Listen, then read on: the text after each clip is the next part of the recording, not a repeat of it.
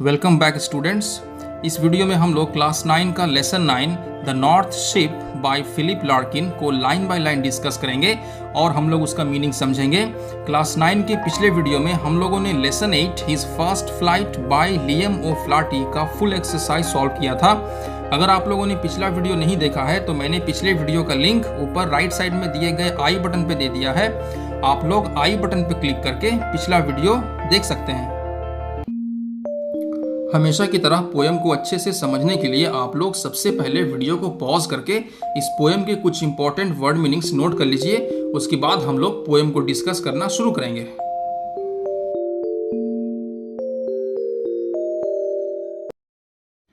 तो चलिए हम लोग सबसे पहले इंट्रोडक्शन पढ़ते हैं। The poet and the text. Philip Arthur Larkin 1922 to 1985 was a renowned English poet and novelist.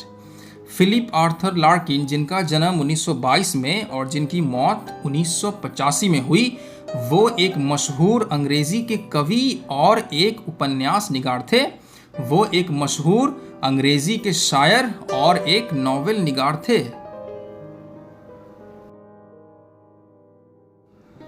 His first book of poetry was The North Ship, followed by two novels, Jill and A Girl in Winter. उनकी कविताओं की पहली किताब थी the North ship और उस किताब के बाद उन्होंने दो नॉवेल्स लिखे, जिनमें से पहले नॉवेल का नाम था जिल और दूसरे नॉवेल का नाम था a girl in winter. He came to prominence in 1955 with the publication of his second collection of poems, The Less Deceived, followed by The Whitsun Weddings and High Windows. 1955 में उनको समृद्धि मिली, 1955 में उनको शोहरत मिली जब उनकी कविताओं की दूसरी कलेक्शन जिसका नाम था द लेस डिसीव्ड और फिर उसके बाद द विटसन वेडिंग्स और हाई विंडोज प्रकाशित हुई, मतलब शाया हुई। He was offered the position of poet laureate in 1984, but he declined it. 1984 में उनको राज कवि के पद का प्रस्ताव दिया गया था, लेकिन उन्होंने उस प्रस्ताव को ठुकरा दिया। मतलब 1984 में उनको दरबारी शायर के ओहदे की पेशकश की गई थी, लेकिन उन्होंने उस पेशकश को कबूल करने से मना कर दिया। This poem describes the journey of three ships that head to different destinations while two ships return. One presses forward and faces perils to continue its long onward journey, almost like a symbol of aspiration that overcomes all obstacles. ये कविता, ये नज़्म तीन जहाज़ों के सफ़र के बारे में बयान करती है जो अलग अलग मंजिलों की तरफ बढ़ती हैं, जबकि तीन जहाज़ों में से दो जहाज़ लौट करके वापस आ जाती हैं। एक जहाज़ आगे की तरफ बढ़ती रहती है और वो अपने लंबे सफ़र को जारी रखने के लिए ख़तरों का सामना करती है। ठीक महत्वाकांक्षा की चिन्ह, मतलब ठीक सच्ची आरजू, सच्ची तमन्ना की निशानी जैसी, जो हर तरह की कठिनाइयों को पराजित करती है, मतलब जो हर तरह की मुश्किलात को हराती है। अगर आप हमारे चैनल पे पहली बार आए हैं तो आप हमारे नए अपलोड होने वाले वीडियोस को देखने के लिए हमारे चैनल को सब्सक्राइब करें और साथ ही साथ बेल आइकन को प्रेस करना ना भूलें, ताकि आप हमारे नए अपलोड होने वाले वीडियोस की नोटिफिकेशंस पा सकें। तो चलिए अब हम लोग पोएम को लाइन बाय लाइन डिस्कस करना शुरू करते हैं। Let's start. I saw three ships go sailing by, मतलब मैंने तीन जहाज़ों को सफ़र पे जाते हुए देखा, मैंने तीन जहाज़ों को यात्रा पे जाते हुए देखा। Over the sea the lifting sea, यानी समंदर में, उठती हुई समंदर में। द लिफ्टिंग सी का मतलब होगा कि समंदर का जो पानी था वो मौजें मार रहा था, समंदर का पानी ऊपर की तरफ उठ रहा था। तो मैंने तीन जहाज़ों को सफ़र पे, मैंने तीन जहाज़ों को यात्रा पे जाते हुए देखा, समंदर में, उठती हुई समंदर में। And the wind rose in the morning sky, और सुबह के आसमान में हवा चल रही थी। यानी जब पोएट ने तीन जहाज़ों को समंदर में यात्रा पे जाते हुए देखा, वो सुबह का वक्त था और सुबह के आसमान में हवा चल रही थी। And one was rigged for a long journey, और तीन जहाज़ों में से एक जहाज़ जो थी वो जहाज़ लंबे सफर के लिए तैयार थी। 3 जहाजों में से एक जहाज ने लंबे सफर की तैयारी की थी। वीडियो पसंद आए तो आप लोग वीडियो को लाइक करें और अपने फ्रेंड्स के साथ शेयर करें ताकि आपके फ्रेंड्स भी इस वीडियो से फ़ायदा उठा सकें। तो चलिए अब हम लोग पोएम का सेकंड स्टेंजा पढ़ते हैं। The first ship turn towards the west. और 3 जहाज़ों में से जो पहली जहाज़ थी वो पश्चिम की ओर गई। Over the sea the running sea, समंदर में, बहती हुई समंदर में। तो 3 जहाज़ों में से जो पहली जहाज़ थी वो पश्चिम की ओर गई, वो मगरिब की तरफ गई, समंदर में, बहती हुई समंदर में। And by the wind was all possessed, यानी उस जहाज पे हवा ने कब्जा कर लिया था। उस जहाज को हवा ने पूरी तरह से अपने काबू में ले लिया था। And carried to a rich country, और हवा उस जहाज को एक अमीर देश की ओर लेकर के गई। तो इस स्टेंजा का मतलब है कि 3 जहाज़ों में से जो पहली जहाज़ थी उसके साथ बहुत अच्छा हुआ। हवा उसके लिए अनुकूल थी, हवा उसके लिए बहुत फायदेमंद थी, हवा उसको एक अमीर देश की ओर लेकर के गई।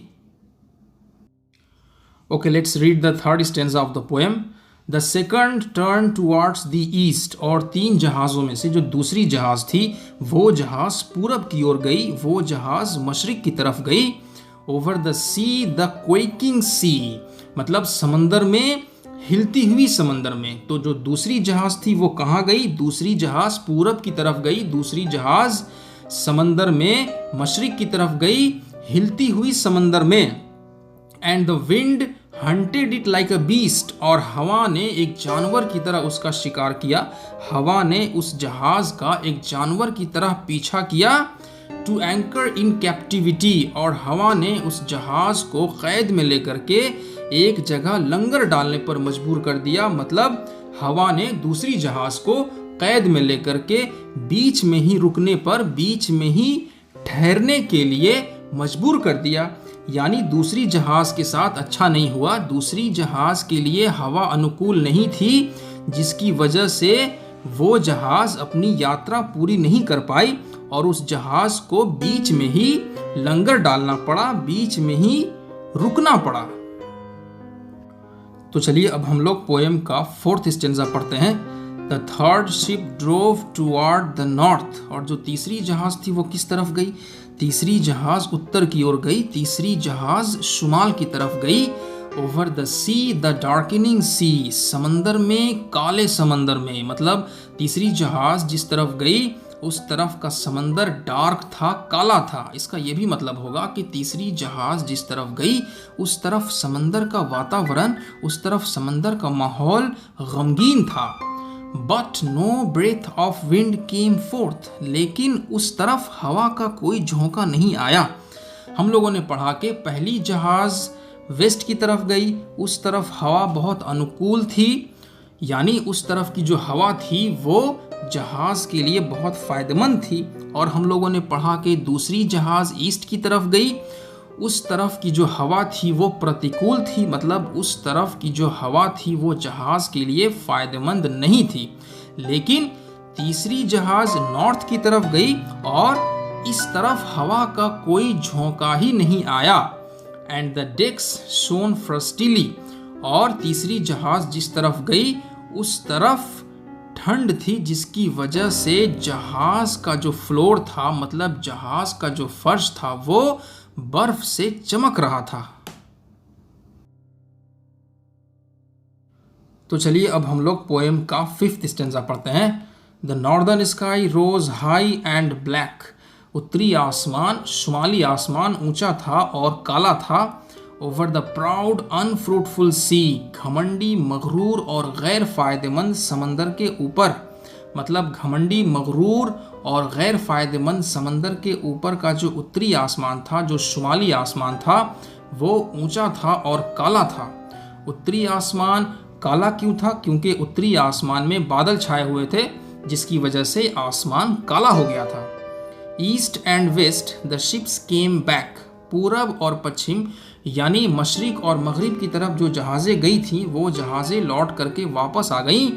हैप्पीली और अनहैप्पीली, यानी खुशी से या नाखुशी से। हैप्पीली फर्स्ट शिप के लिए कहा जा रहा है जो वेस्ट की तरफ गई थी। हवा उस जहाज को एक अमीर देश की तरफ लेकर के गई थी, जिसकी वजह से उस जहाज को फायदा हुआ, इसलिए वो जहाज खुशी से वापस आई। और अनहैप्पीली सेकंड शिप के लिए कहा जा रहा है जो ईस्ट की तरफ गई थी। वो जहाज अपनी यात्रा पूरी नहीं कर पाई क्योंकि उस जहाज को हवा ने बीच में ही लंगर डाले, बीच में ही रुकने पे मजबूर कर दिया था। उस जहाज को कोई फायदा नहीं हुआ, इसलिए वो जहाज नाखुशी से वापस आई। तो चलिए अब हम लोग पोएम का लास्ट स्टेंजा पढ़ते हैं। But the third went wide and far, लेकिन जो तीसरी जहाज थी वो दूर तक गई। तीसरी जहाज ने लंबी यात्रा की। इनटू एन अनफॉरगिविंग सी, एक ऐसे समंदर में जो किसी को माफ नहीं करता था। यानी तीसरी जहाज जिस तरफ गई उस तरफ का समंदर जालिम था, उस तरफ का समंदर कठोर था। Under a fire spilling star, एक आग बिखेरने वाले सितारे के नीचे। यानी तीसरी जहाज जिस तरफ गई उस तरफ एक चमकदार सितारा था। उस सितारे को देख करके ऐसा लगता था जैसे उससे आग निकल रही हो। And it was rigged for a long journey, और जो तीसरी जहाज थी वो जहाज लंबे सफर के लिए तैयार थी। उस जहाज ने लंबे सफर की तैयारी की थी। आप लोगों को वीडियो कैसी लगी आप लोग मुझे वीडियो के नीचे कमेंट करके ज़रूर बताएं। इस लेसन के क्वेश्चन आंसर हम लोग क्लास 9 के नेक्स्ट वीडियो में करेंगे। क्वेश्चन आंसर के वीडियो का लिंक मैं इस वीडियो के कमेंट बॉक्स में दे दूंगा, आप लोग चेक कर लीजिएगा। तो मिलते हैं बहुत जल्द नेक्स्ट वीडियो में, तब तक के लिए जय हिंद जय भारत।